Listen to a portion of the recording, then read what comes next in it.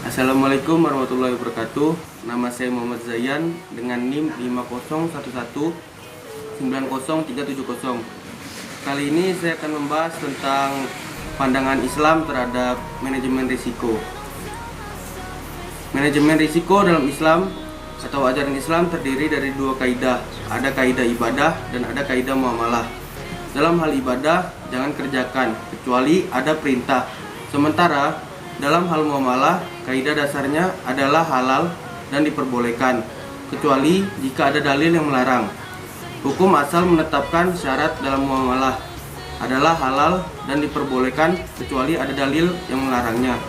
Perspektif Islam dalam pengelolaan risiko suatu organisasi dapat dikaji dari kisah Yusuf dalam mentakwilkan mimpi sang raja pada masa itu.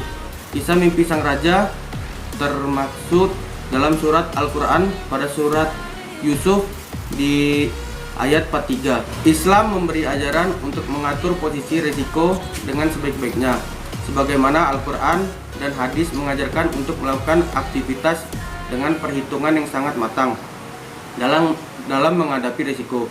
Dalam usahanya mencari nafkah, seorang muslim dihadapkan pada kondisi ketidakpastian terhadap apa yang terjadi.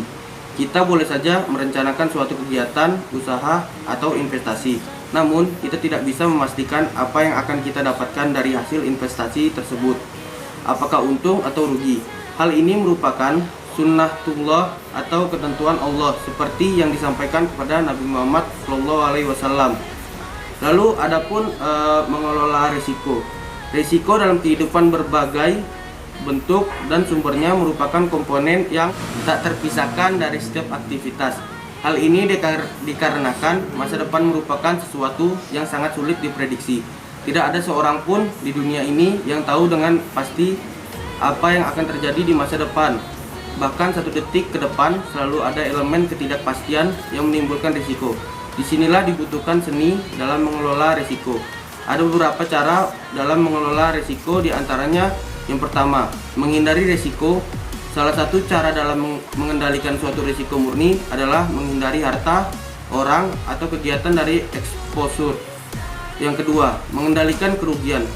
Langkah yang dilakukan untuk mengendalikan kerugian dengan berusaha menguraikan dan merendahkan chance atau untuk terjadinya kerugian.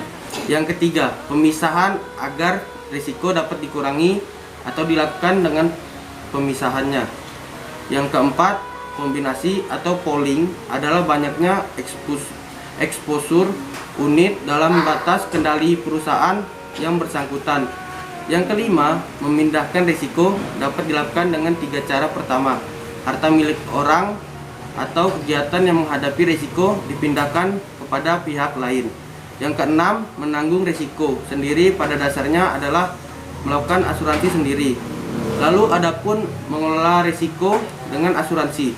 Yang pertama, asuransi dan tawakal, kesadaran berasuransi pada masyarakat Indonesia tentang kebutuhan asuransi yang belum seperti di Malaysia, Singapura, atau negara lain. Hal ini berangkat dari pemahaman yang beredar di masyarakat Indonesia belum benar sepenuhnya.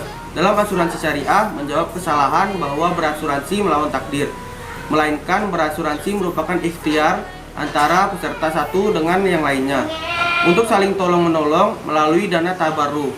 Lalu adapun manfaat asuransi bagi kehidupan keluarga.